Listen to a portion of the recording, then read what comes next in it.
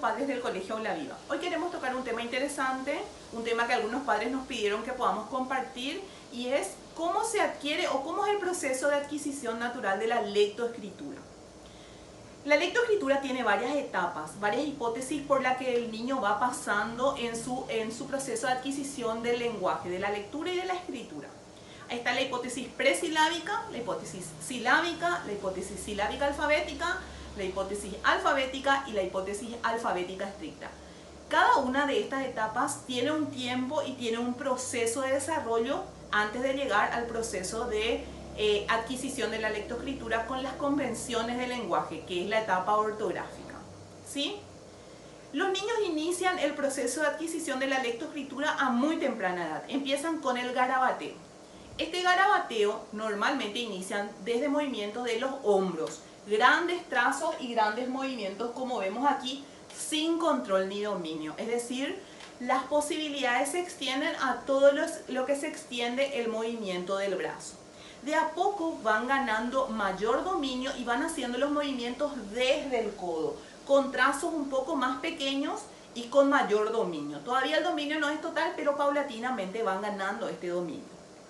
Posteriormente llegan a la etapa donde el movimiento se realiza ya a partir de la muñeca. Son trazos más pequeños, con dominio, descubren que puedo escribir, parar, hacer un círculo, hacer diferentes movimientos, y esto realmente le genera mucho placer. Es como un descubrimiento, y todo lo que trae consigo para ello es sumamente importante, porque a partir de aquí puedo empezar a crear diferentes formas y diferentes patrones y diferentes objetos. Entonces, cada vez el trazo también se hace más pequeño. ¿Sí? Pequeñas líneas con dominio de movimiento, a partir del cual el estudiante va ganando y va logrando representaciones gráficas de diferentes objetos. Círculos, rayas, escaleras. A esta etapa le llamamos la etapa de los soles, por la representación que tiene en forma de soles. También se le llama etapa de los mandalas, porque son las formas que normalmente van desarrollando. Etapa de las papas y también etapa de las escaleras. Depende de la bibliografía que encontramos diferentes formas, porque son realmente las representaciones gráficas que hacen a partir de este dominio de trazo que tienen. Acá vamos a ver algunos ejemplos. Círculos con rayas, círculos más pequeños, rayas van generando, van llamándole de diferentes maneras. El sol, las flores, los insectos, la nube. Con los mismos trazos van generando diferentes posibilidades, hasta llegar a la parte gráfica, donde ellos ya pueden hacer la representación de la figura humana. Utilizan los mismos trazos, líneas, rectas y círculos, semicírculos para crear. Y aquí ya podemos ver la representación de un cuerpo humano. Esta etapa es bastante larga, pero bastante satisfactoria, porque cada vez van explorando y van viendo diferentes posibilidades para crear y para generar distintas representaciones, desde animales, flores, mariposas, y es una etapa que dura bastante tiempo. No podemos hablar de una edad exacta.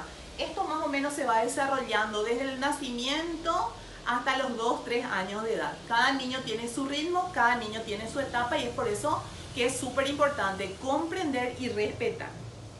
Posteriormente llegamos a la parte de la representación gráfica. Cuando nosotros le decimos, por ejemplo, a un niño, escribime la palabra árbol, probablemente el mismo utilice la representación del árbol para escribir, para representar la escritura.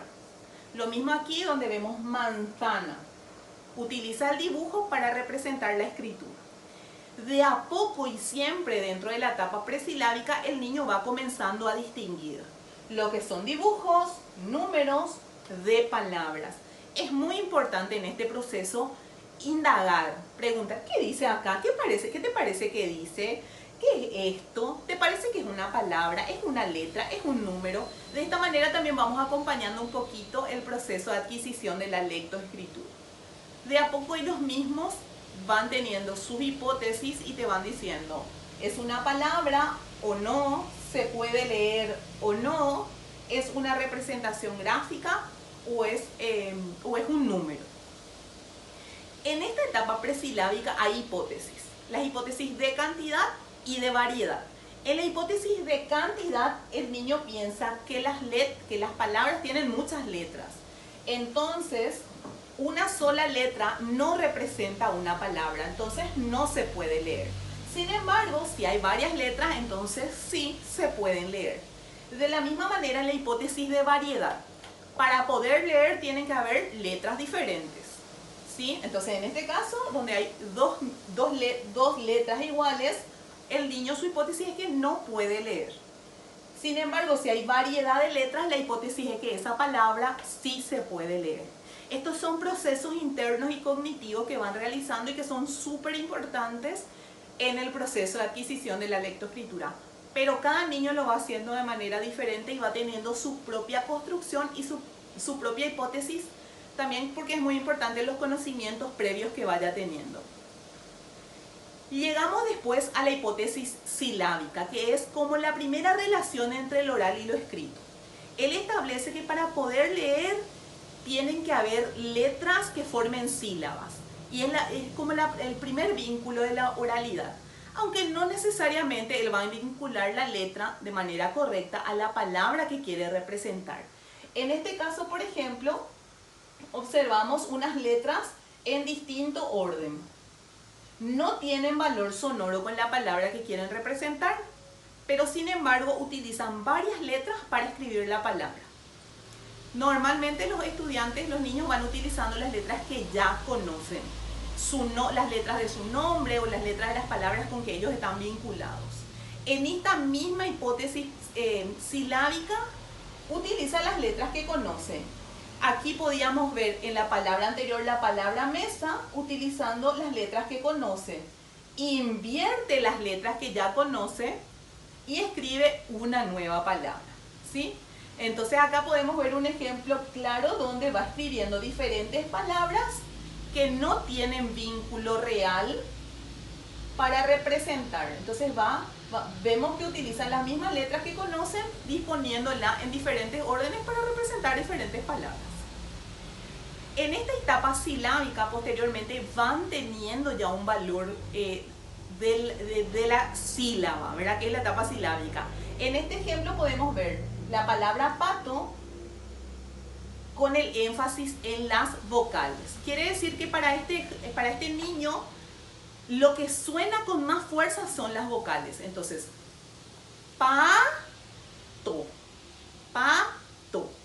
Escribo la palabra pato vinculando la letra con la palabra.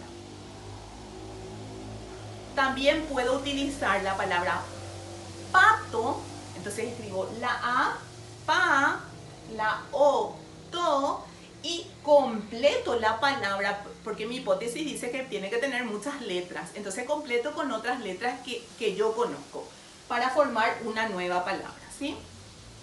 Aquí lo mismo utilizando otro orden. Conoce la letra L, reconoce las vocales, entonces pato y completo con la letra que me falta de manera que podamos completar la palabra, ¿sí? En algunos casos también se da esta misma hipótesis, pero con valor consonántico. Quiere decir que en el oído le suenan con mayor fuerza las consonantes. Entonces, pato. El sonido de las consonantes son los que suenan más fuerte, entonces él los utiliza para formar su palabra.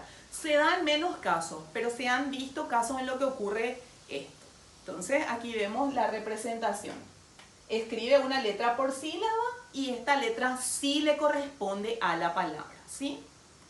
Llegamos a la hipótesis silábica alfabética, donde el estudiante, el niño, ya ve que la sílaba necesita más letras. Y estas letras ya van correspondiéndose de manera más directa a las palabras que quiere formar. Acá tenemos un ejemplo. Perro.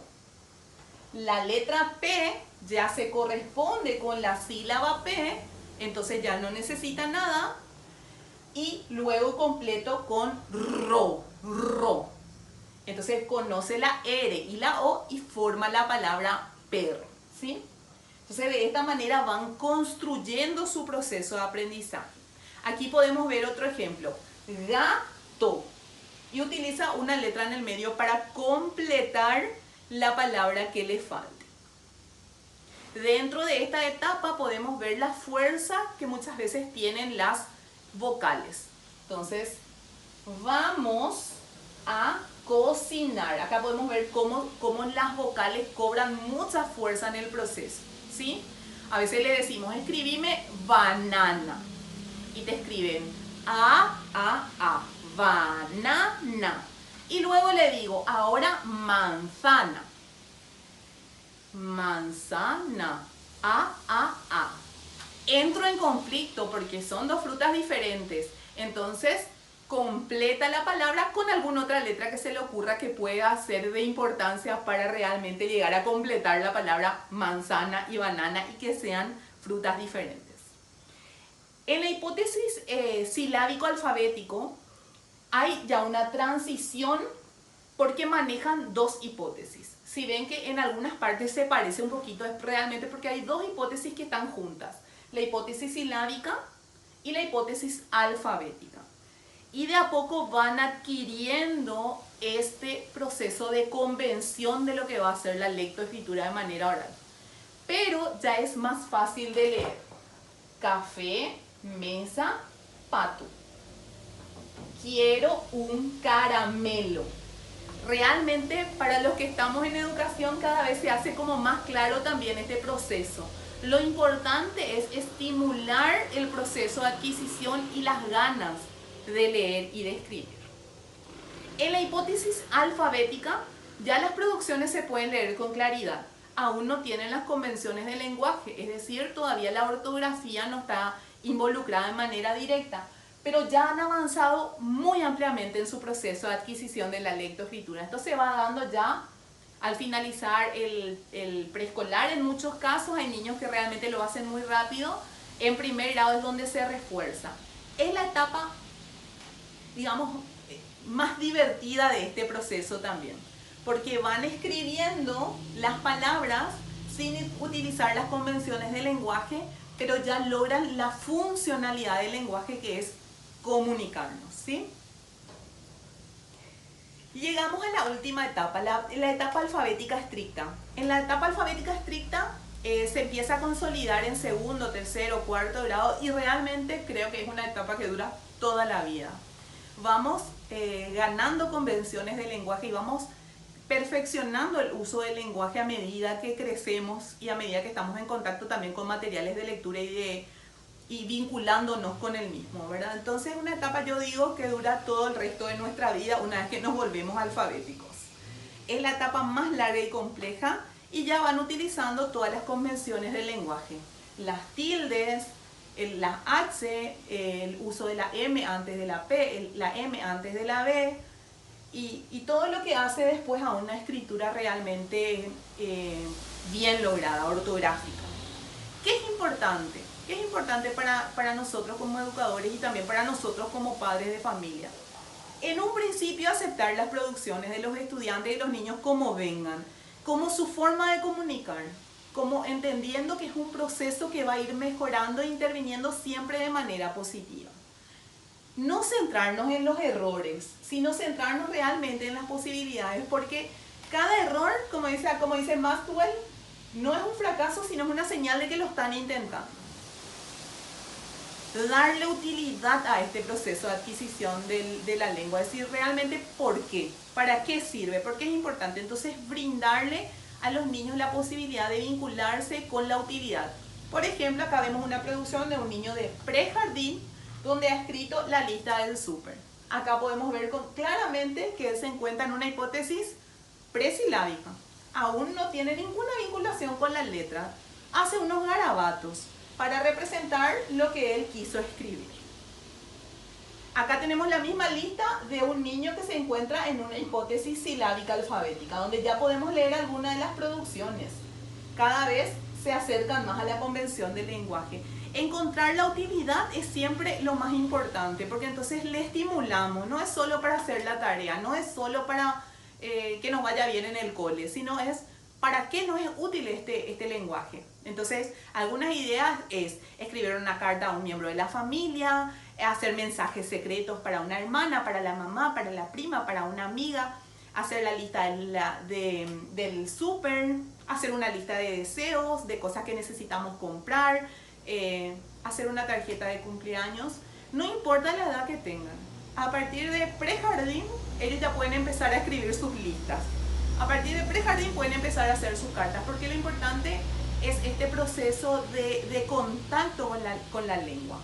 También para los niños un poquito más grandes, ya de jardín y preescolar, utilizar el abecedario es muy útil, porque a veces se frustran mucho en este proceso de lectoescritura, y tener el abecedario les permite a ellos utilizar variedad de letras, porque ellos ya saben que hay una forma correcta de escribir. No están seguros de cómo es, pero saben que tienen que hacerlo de una manera determinada.